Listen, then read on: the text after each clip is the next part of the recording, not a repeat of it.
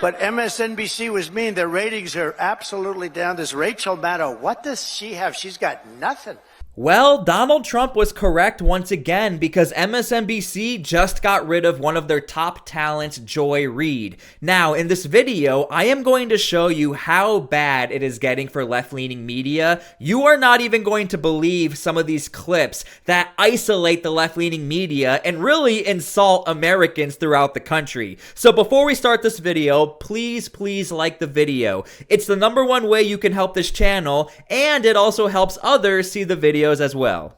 But that message obviously was not enough to get enough white women to vote for Vice President Harris, a fellow woman. This will be the second opportunity that white women in this country have to change the way that they interact with the patriarchy. And, you know, please, privileged, rich, white elected Democrats, you just keep publicly defenestrating your party leader and president to feed the media thirst for Democrats in disarray stories. Because believe it or not, these clips are about to get even worse. But when it comes to Joy Reid, let me know how you guys feel about her down in the comments. I am not surprised she got let go personally. Everything we do is under fire. Elon Musk sits on Twitter every day, or X today, saying like, we are the media, you are the media. My message to Elon Musk is bullshit.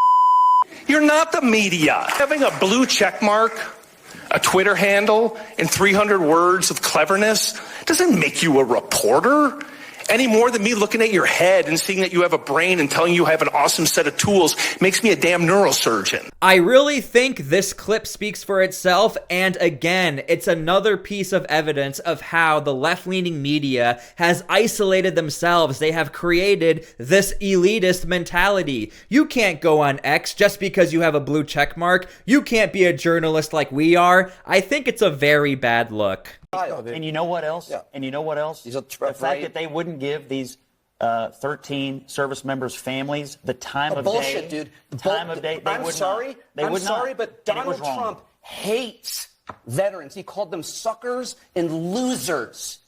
He did. He absolutely, despite, he has his whole life. He has his entire life. I know you're super emotional. I just. Of course I am. I'm terrified. You're still campaigning. You say he lied. It's not over. It'll never be over. I want to hear what Cole It'll never be over. Do you know how insane it is to say Donald Trump does not like veterans? First off, you cannot quantify that, but we can look at evidence that suggests that veterans do support and like Donald Trump. 61% of veterans lean in favor of Donald Trump compared to the 37% of Kamala Harris, and this is from the Pew Research Center. But the point of this video, once again, is to show you why left-leaning media or Democrats, they have totally isolated themselves time and time again every single day, and this is why there are so many issues right now within the party.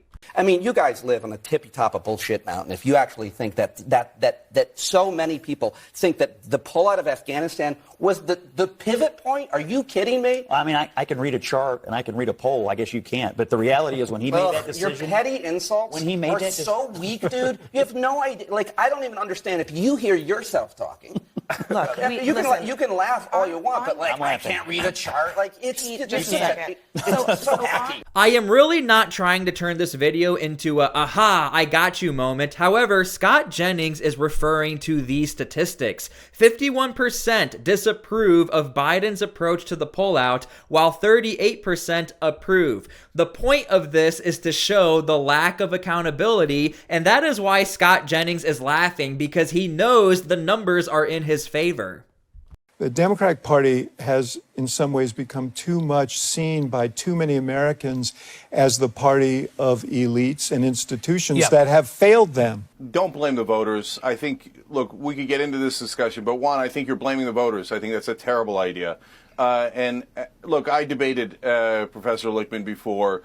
I told him his theories about the keys were absurd. I was right. He was wrong. I said he'd lose his keys. No, you were Couldn't not find right, him before and the I was election. not wrong, and that's a cheap shot, and I won't stand for it. Well, who won, brother? You should not be who taking won? cheap who shots won? at me. Who you won? want to make your you point, live make your in point. a total Don't make world it of denial. I read your own followers. Now, a very interesting component about all of this, and I love to show you guys the total picture, there are a handful of Democrats and left-leaning media members who are able to admit we need to fix our problems or it's going to get even worse very fast. I just wanted to point that out for you guys.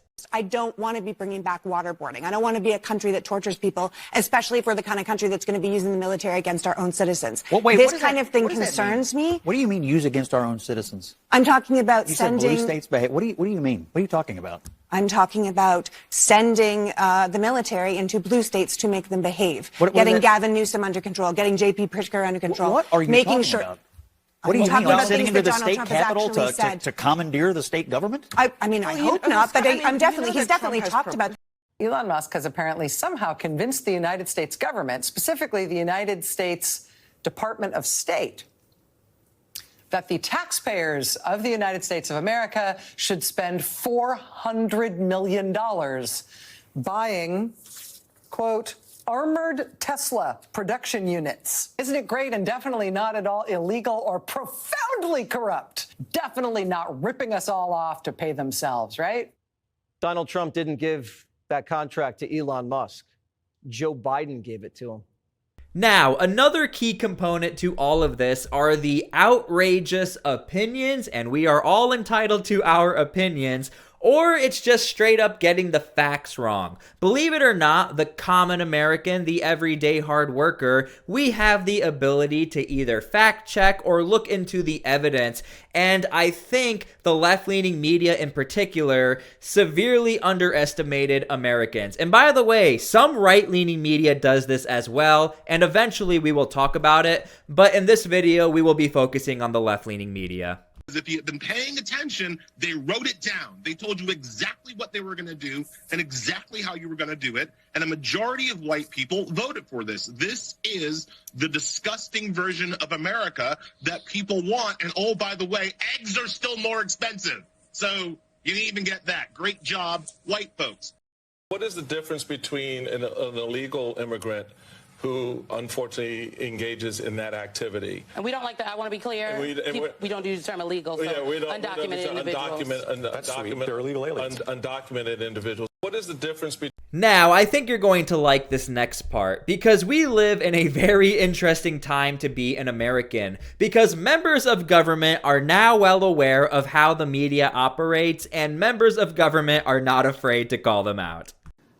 Look, I know the media's in here. And if you have a target, that target's right here. It's not the men and women at the FBI. You've written everything you possibly can about me that's fake, malicious, slanderous, and defamatory. Keep it coming, bring it on. But leave the men and women of the FBI out of it. They deserve better. And this should have been done by Biden years ago. This should have never been allowed to happen. I know he's a friend of yours. But couldn't Putin just withdraw his... He's a friend of CNN. That's why nobody watches CNN anymore, because they have no credibility. Okay, who else? Yes, please. I think we can keep track of all the things you all are doing. In fact, I don't even think the press can keep track of all they're doing. I mean, they talk about the shock and awe strategy. Seriously. So when you're looking at this list after list after list, what stands out to you? Well, speaking of the press, I do think that we've had maybe more executive orders than CNN has viewers each night. So hello to our friends at CNN. But MSNBC was mean. Their ratings are absolutely down. This Rachel Maddow, what does she have? She's got nothing. Nothing. She took a sabbatical where she worked one day a week. They paid her a lot of money. She gets no ratings. I should go against her in the ratings because I'll tell you, she gets no ratings. All she does is to talk about Trump, Trump, Trump, Trump, Trump. All different subjects, Trump this, Trump that. But these people are really, I mean, they lie. They shouldn't be allowed to lie every night. They are really a vehicle of the Democrat Party. And speaking of Rachel Maddow, I do think she takes a very, very risky approach as far as speaking on statistics as if we cannot do our own research. I will give you an example. But now look at this. Gallup just did its follow-up poll, now 1 month into Trump being back in office, and his numbers have gotten worse.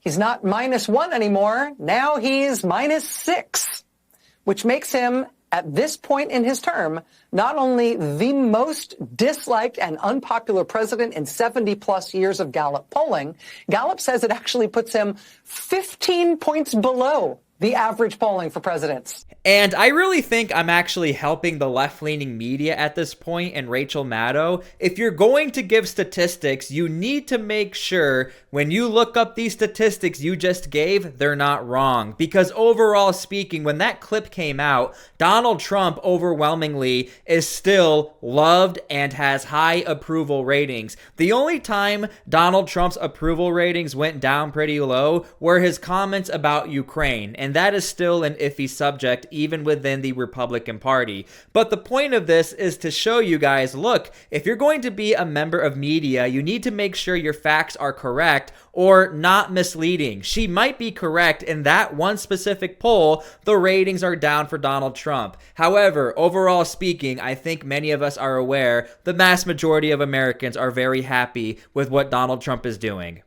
I just don't agree. I mean, the underpinning of her campaign, I mean, she repeats it herself. Trump will be a dictator on day one. I mean, this country fights dictators. That's what our history is. We fight dictators. Didn't he say that? He'll be a dictator. Those were his words. There'll be a bloodbath. There'll be a bloodbath. That there would be a bloodbath. He wants to terminate the U.S. Constitution. She didn't say that there would be the a first thing bloodbath. she said, which was true, and the second thing It is said by every Democrat working for or around her campaign every day on this network and every other one. The bloodbath thing is stated every single day. Okay, let me but just my point to clear, is, just dictator, to clear this up, bloodbath, eliminate Constitution. Hold on. What do you think that does? Just to clear this up, you're referring to Trump's use of the word bloodbath when he was talking. And what was he talking about? I'm going to explain it to people because I think there's confusion about this.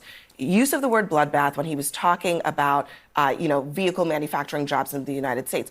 Vice President Harris improperly and unfairly mischaracterized that as him saying there would be a bloodbath if he were elected. However, she did not say that if Trump were elected, there would be a bloodbath. She did not say that. I do think we have a crisis of especially young men in this country, and they're, in many ways, disconnected from the rest of their families, disconnected from their communities, disconnected from our political culture, disconnected from our civil culture. And that's a real problem for a society that depends on all of us to be engaged and working together to make it as good of a country and as good of a society as it can be. I think the Democrats in this election made men feel like that the patriarchy is over, boys, and we're going to put you in the back seat for a while, and you're just going to have to accept it, without any thought to the ramifications of telling people who are out honestly trying to make a living, provide for their families, be good husbands, be good fathers.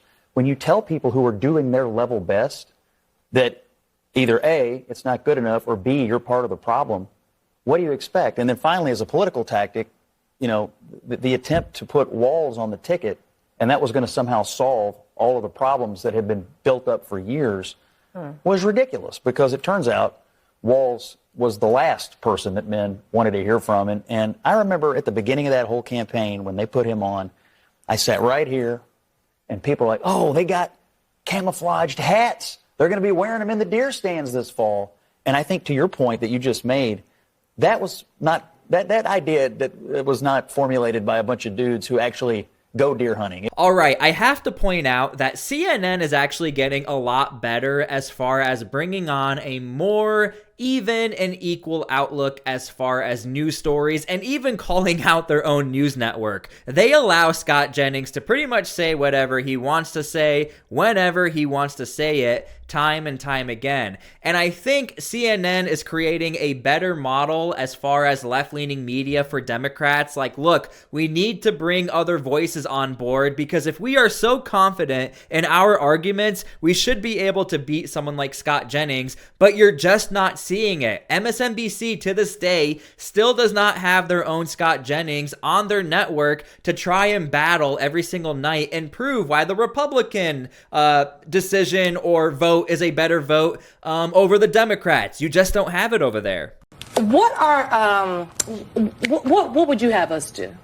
I would actually, you know what? I'd just like you to show that you give a damn, that you got a little emotion about the fact that people are losing their jobs indiscriminately, that this individual sitting down the 1600 Pennsylvania Avenue has given absolute power to one man who brings his son into the Oval Office, whose son says to him, "You're not the president. You shouldn't be in that chair." Now, where did he get that from? He got it from his daddy, because that's what his daddy thinks is the man who brought him into the Oval Office. So I just like to see somebody wake the hell up and get excited about the fact that your country is under assault. They're not at the gate anymore. They're in your bedrooms. Okay, so believe it or not, that is who is replacing Joy Reid, that specific show. So we're probably going to see more of that show on this channel. Now, you can leave your comments and opinions down below how you feel about all of this. I think a lot of people are a little confused on this trade. We don't know all of the ins and outs. Joy Reid has not made a statement as far as why she got let go or fired, I guess. Nonetheless, maybe this show opens up the opportunity to have more dialogue like we see over on CNN when you have multiple guests and news anchors. Sometimes you even have comedians who join the show. Anyway, that is the move MSNBC decided to do, and we'll see what happens. Nonetheless, thank you guys for being here. Thank you so much for your support. We have a lot more work to do, and we'll see you guys later. Thank you so much.